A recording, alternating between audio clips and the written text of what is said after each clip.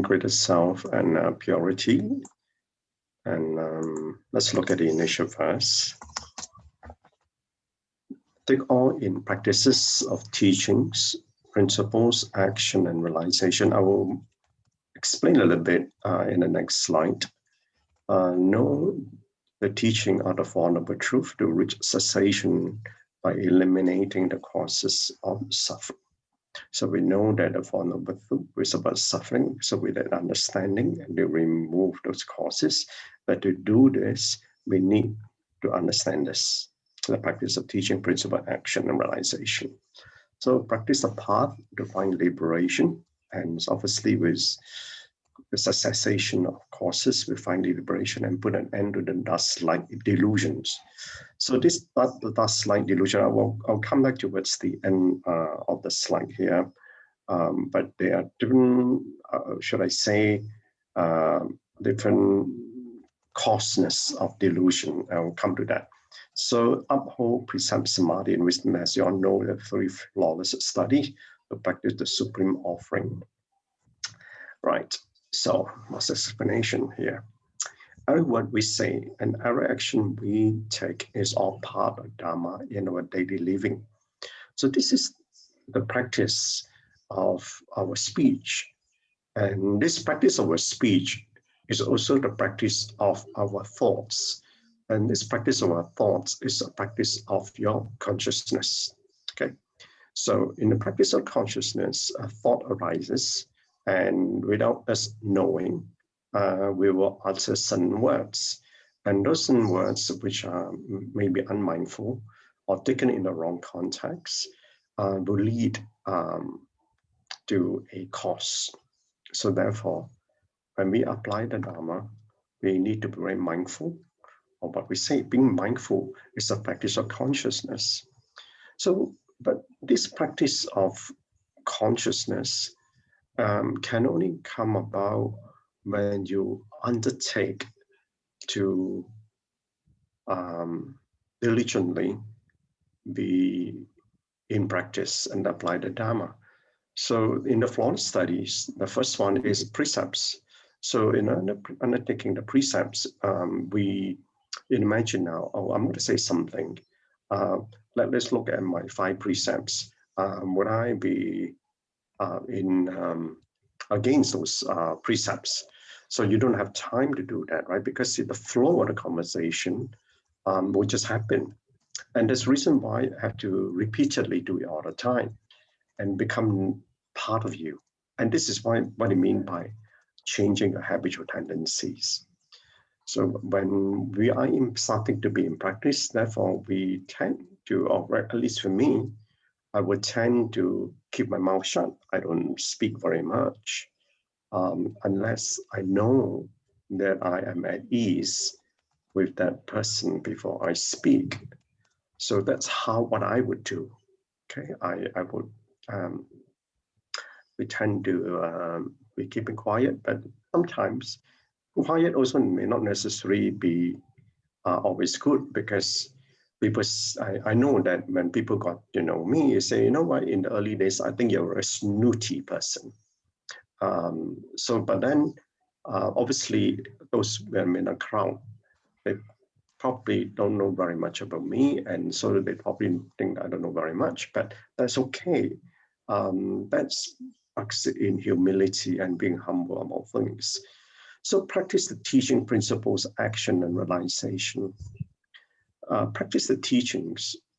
You see, this obviously we listen to the teachings, right? So when we can to know those teachings. Then the principles. This is where the understanding comes. So from the teachings that you learn, we want to discern those principles. That is the understanding part of it. It's a knowing and understanding. Now, you probably noticed that I went from knowing, understanding, and then realization, and then practice. Now, actually, practice is going right throughout, right? Because the moment you know about the teachings, you start practicing that. But there's a gradual progress. So when this action is experiential, apply the Dharma, so it's experiential learning arising from that when you apply those principles. And when you then apply those principles, apply your precepts, And then you also giving students samadhi. Now that's when then you realize profound understanding of the principles. That's realization. So as we learn the Buddha's way, we must learn to take in all practices. In fact, we take in all practices because we cannot allow any leakage. So therefore, we got to take in all the practices for us to be in practice diligently. So we can retain and uphold all practices, we can understand the principles. So therefore, precepts, for example, doesn't have to apply to everything that we do, as we say, everything that we say, every deeds that we undertake, and every thoughts that apply. So when you do that, we cannot say that, oh, this part time out, there's a time out. Therefore I'm time out from my practice. I'm working now, so let me throw everything. So, but it doesn't work that way. Granted that we are householders in practice, and practices right throughout the day. We cannot say there's a timeout and therefore this principle don't apply. Okay? Now, but when we do that, when we walk the path and we understand those principles, but when we understand those principles, then we have to make choices in life, right? Every day we make choices as to what we say, what we do.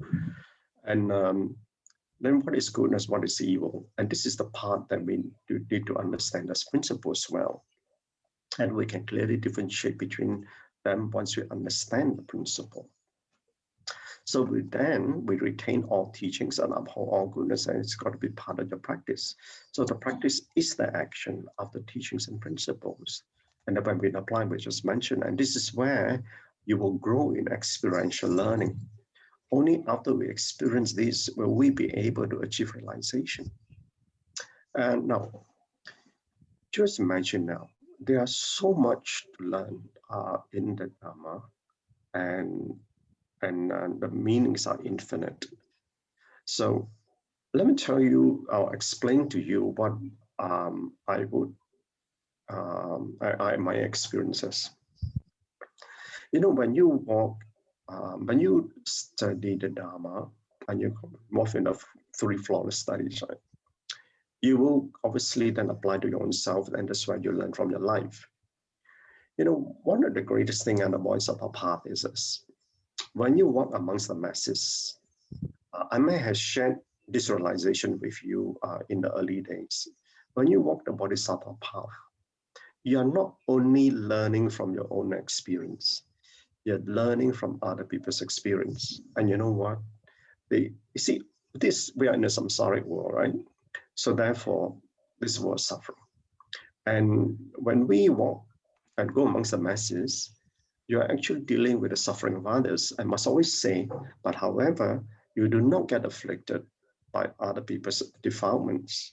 So when you sit and this is practicing in your consciousness about yourself, which is awareness and consciousness and mindfulness on others, then you understand the suffering of others. When you understand the suffering of others, you will actually grow in wisdom learning. It's that experiential, you learn from other people's experiential learning. So instead of just trying to learn just from this life, you learn from your life and others' lives as well.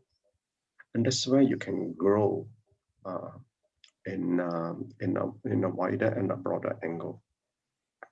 So teaching principles, action, realization are the Dharma door of our school. And I must explain, this is the Tzu Chi school of Buddhism, teaching principles, actions, realization. So we must eliminate our dust-like ignorance.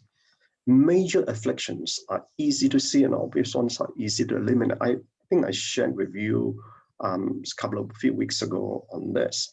You see, cause of affliction are the big ones. These are ones that are easy to note. The problem is this dust-like ignorance, which is more difficult because they're very subtle, and this subtlest of delusion that in us will not be easily noticed, and sometimes it surfaces in certain moment under certain conditions, and then it just come out. So unless you have that consciousness of being able to actually be aware and observe your own self. And chances are this slight ignorance will just swift by, even without us knowing. And that is the part that we don't know because we are unenlightened beings, so we can't see ourselves. And so sometimes, obviously, when I get to know someone who's close, he'll be able to tell me. But the person always closest to you is your spouse. Your spouse, and that's why you got to be very appreciative. Your spouse is very critical of you, because every little ignorance it would tell you off, right? So that's what I appreciate, because your greatest teacher is also your second greatest teacher is actually the person closest to you. So do not get upset when your spouse tell you. But generally, I think husbands are not very good teachers. I think usually the wives are better teachers. So you learn a lot more. So for the husbands, appreciate your wife, okay, and for the wives, appreciate your husband. But the more for the wives, especially to understand that, the more husbands will teach you, okay. The state of the Buddha and its tranquility and clarity, the feeling will be exquisite and wondrous. So this is the tranquility and the clarity that is all about your inner development. This in tranquility and clarity can only come about. This inner development is the development of your inner being, right?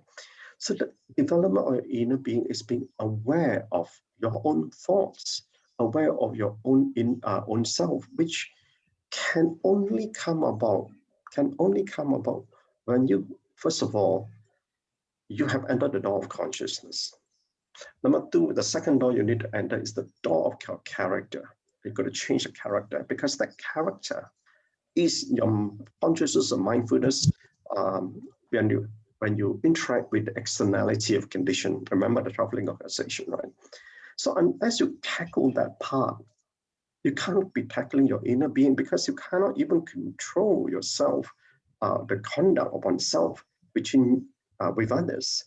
So and that is that if that cannot be settled, we cannot find inner peace, right? So this is the part that this development, this journey of actualization, is a long journey. So this is not a temporary feeling, but an expensive, boundless, everlasting, subtle, and wondrous state. And this is the inner self. And this is the inner self, that's the inner joy that you have, the inner peace and the inner love that one has. So this state is foremost in purity and completely undefiled. The supreme wonder of four virtues.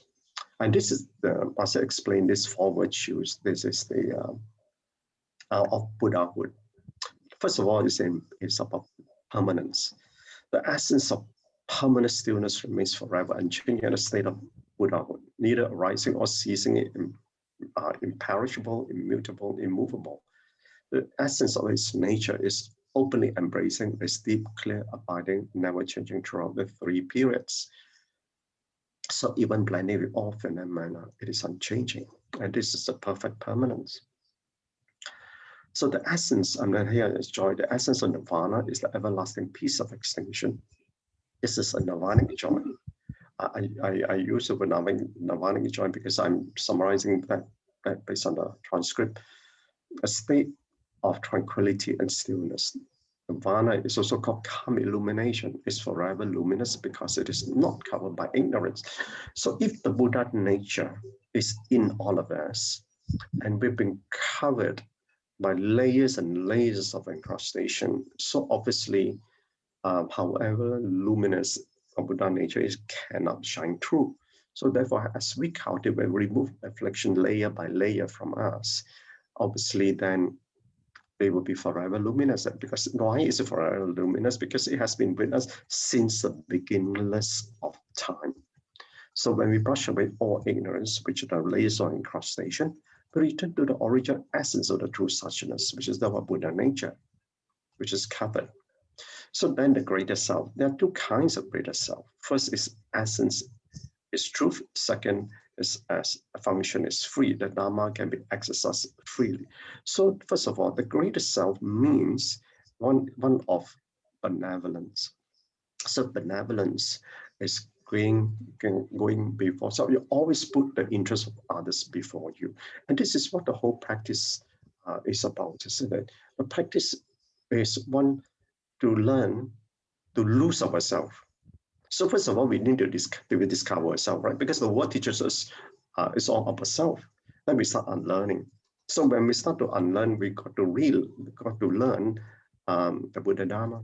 So when we learn to do that, we got to put the interests of others before us. So this is the virtue of benevolence, the virtues of selflessness. So we need to then from there, and this is the essence of the truth of the Dharma. And its function is free. Why is it free? Because you're no longer be bounded by the boundaries of the self. And then the Dharma can be exercised freely.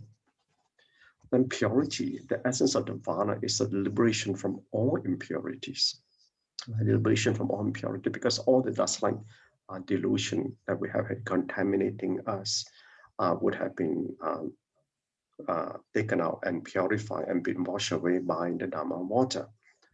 So therefore, it adapts to the condition of the place of transformation without being contaminated. So when we walk the Bodhisattva path, when we are in the state, when we come back to the samsaric world, we are no longer afflicted by this contamination in samsara. And this is important to understand. And this is the reason why Master very often remind us when we walk among the masses, do not be afflicted by the defilement of others. And this is part of the practice. So the lessons learned. The body of one vehicle card is all-encompassing wisdom. When we plead with the four virtues as our essence, our mind and environment will be beyond duality, and matters and principles will be in harmony. So when you're beyond duality, there's no good, there is no bad, there's no wrong, there's no right. Okay, and then we understand about we are practicing in equanimity. When you're practicing equanimity, the principles will be in harmony. So this is called supreme subtle and wondrous. And supreme subtle and wondrous because what we are practicing, we don't beyond duality. Beyond duality means you're walking the wisdom path. So when wisdom arises, you don't see the worldly wrong and the worldly right. Okay? As you only see the principles. So the Buddha is replete with the four virtues of permanence, joy, greater self, and purity. This is what we must study and work hard to achieve. So this vehicle, subtle and wondrous, foremost in purity, pure and wise. So we must make offerings and pay reverence, and knowing what the state that we are in. So we need to have this aspiration. To have this aspiration, in addition to having this bodhisattva vow that we uphold, the bodhisattva vow is our aspirational vow. But what is the ultimate aspiration? The last bodhisattva vow, which is the supreme enlightenment that we want to attain. So therefore, this making of our offerings and paying reverence is to remind us that it's the ultimate state that we want to be in. So we make offerings, we pay reverence, means we must also offer our praise. That's paying reverence through a speech. So we need to praise the triple gem is the Buddha, Dharma, and the Sangha. So paying reverence is the karma of the body, and as we do that, when we pay our reverence, we bow, don't we? Okay? Praise is karma of the speech, and making offering is the karma of the mind, because we're offering away all our afflictive thoughts. So in contemplation, in taking refuge in the triple gem with the Buddha, Dharma, and Sangha, know that you are taking refuge, and this is obviously I'm sharing with you my own contemplation, and this is what I do. I'm taking refuge by seeking the mind of the Buddha, and that's what I do when I do my refuge. So that's how I emulate the mind of Buddha, unleashing the speech of the Dharma, and emulating the body of activities of the Sangha. So that your body, speech, and mind are in practice throughout the day. So I'll start off my morning sadhana every morning, so that I'm remind myself that my day should be lived in accord with this. So we do so every day, so that you live a purposeful life and engage in a meaningful practice. So on relationship, a little bit long today. Worldly winds in relationship, and we have relationship happens all the time and every day, and all the worldly winds, because we are still living as a householder. So we are in the midst of all these bellows of worldly winds. So the trappings of the 8 worldly winds are there when you are engaged in any form of relationships of expectation. Okay, 8 worldly winds, right? You know what these 8 worldly winds are: happiness and sadness, gain and loss, praise and blame, blame and shame, blame and praise. So, and forms of, especially on relationship, we do have expectation from whoever we have a relationship with. And when that arises, obviously, that's where the foundation of worldly winds comes in. So there is gain and loss in rewards, which is the 2 worldly winds here. The name and shame in a position that you are in, right? Especially when you're working and your relation with the colleagues, and as a result of which, why does he get promoted before me and I want a position? Happiness and sadness and expectation of recognition of what we want from that relationship. That is praise and blame in position of recognition, because I didn't get the position, I get the blame for it, or whatever then things that I may have been done. So remaining unmoved by the 8 worldly winds, which is equanimity, which is what Master said in the teaching earlier, that we cannot be moved by that. It's indeed a practice of great virtue, and that is about walk and practice with non-duality. Okay, but so in non-duality is no gain and loss, no name and shame, no happiness or sadness, neither there praise and blame. So rejoice that you are aware that you're in a practice amidst the worldly winds. And this is the condition that we're in. It's a conditioned phenomena, and why we want to walk the path of the middle way. And this is the part that we're trying to get into unconditioned practice.